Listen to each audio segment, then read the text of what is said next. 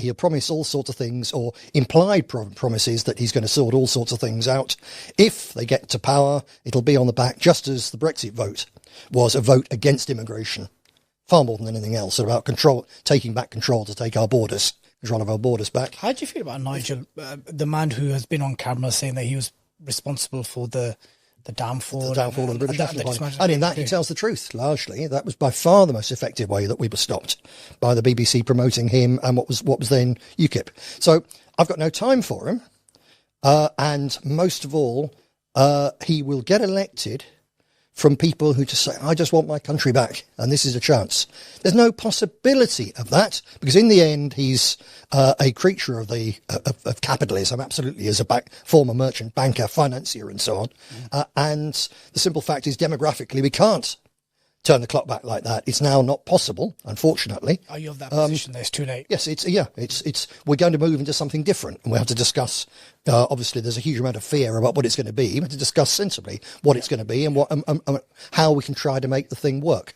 But he will get elected. If he is elected, it'll be on the basis people think he's going to turn it all around. At the very most, he might stop a few of the illegals coming in. It's not that difficult across the channel. I think he'll address the legal migration. And he might even send back a few criminals and a few radical Islamists.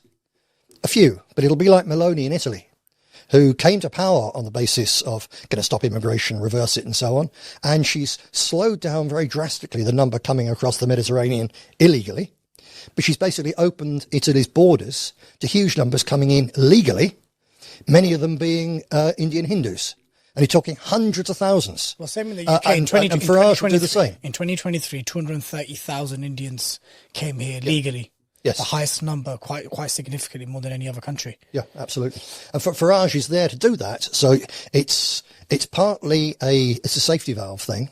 And by they're trying to focus everyone's attention on Muslims.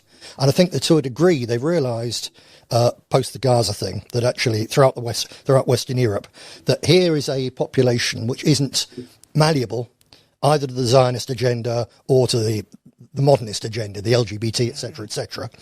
And they're committed to having a multicultural, multiracial future for Europe, partly for ideological reasons, partly because it's capitalism. We have a fiat money banking system based on usury. So money is created as an interest-bearing debt. Unless you have a growing economy overall, the whole thing will crumble because you can't pay back the principal and the interest without having further loans and further interest and so on. And it will crumble because we've got this demographic catastrophe. Now, all the white racists say it's a deliberate white genocide. It's not really the case, but it's going on in places like China and Japan and Singapore as well. It's basically a problem of industrialization, consumerism, feminism, capitalism wanting cheap labour, and even before they choosing profits over the people, even before they brought in immigrants as cheap labour, they were forcing women into the workplace as well. You put those things together with contraception, and you're always, in fact, going to have a demographic catastrophe. But people have no idea how serious this is now. So and it's something which Muslims need to be aware of, because it's happening to your people as well here. It's happening. So Bangladesh, once hugely fertile, the latest population figures out of Bangladesh, it's about 1.9 children per woman of childbearing age. That's below replacement. Yeah, it used to be 4.8 about 10 years ago. Yes, absolutely. And the same is happening even in Pakistan. And the same is happening in your community. And I would say that you haven't yet begun to see what's going to happen, because I don't know how long ago it's been, but in quite recent times, the Pakistani and Bangladeshi community in Britain have moved from being pretty much the bottom of the heap in socioeconomic terms, really, to sending far more of your kids to university than certainly white working class children, but increasingly just generally, which is all well and good.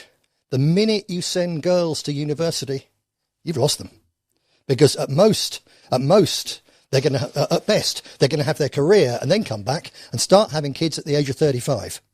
By which time it's too late. So this is going to happen to you as well. So the thing about the demographics is this, that a breeding generation is about 25 years. Our living generation, 70, 80. Obviously, this is why you can't see it for a while, because all the old people who are past childbearing age are still alive. It creeps up on you later. So yeah, indeed. So it grows, but it creeps up on you later. Italy is an example. Now, yeah. So if you have one child on average per woman of childbearing age, in 25 years your population doesn't halve, but the next breeding generation halves. And we had that started about 1970. 25 years for my population, you're just behind the curve. So by 1995, we've had one generation where the average is not much more than one. Then we've had another 25 years since then, the same thing.